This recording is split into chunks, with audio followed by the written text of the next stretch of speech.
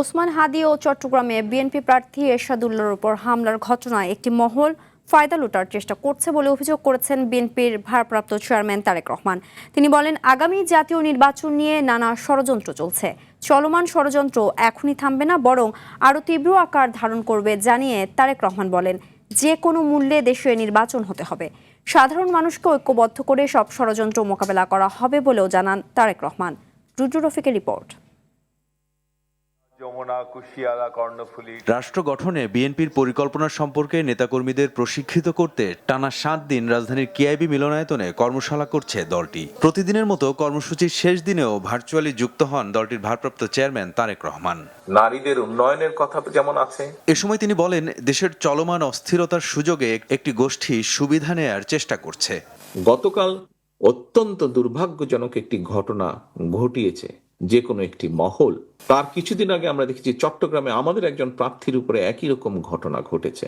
এই ঘটনাগুলা দিয়ে কেউ কোনো ফায়দা লোটার অবশ্যই তো চেষ্টা করছে, তাই মনে হয় না আপনাদের?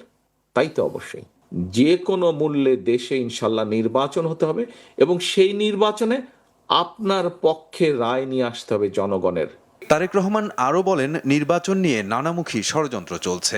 যেই ষড়যন্ত্রগুলো চলছে, বিভিন্ন সূত্র খবর বলছে এই ষড়যন্ত্র এখনই থেমে থাকবে না, এটা আরো খারাপ রূপ হতে পারে। কিন্তু আমাদের ভয় পেলে চলবে না, আমাদেরকে আতঙ্কগ্রস্ত হলে চলবে না, আমাদেরকে মানুষকে সাহস দিতে হবে, আমাদেরকে নিজেদেরকে ঐক্যবদ্ধ হতে হবে, আমাদেরকে মানুষকে, দেশের সাধারণ মানুষ, গণতান্ত্রিক মানুষকে আমাদের ঐক্যবদ্ধ করতে হবে। নিজেদের মতপার্থক্য কমিয়ে ঐক্যবদ্ধ না হলে দেশ ধ্বংস হয়ে যাবে বলেও সতর্ক করেন তিনি।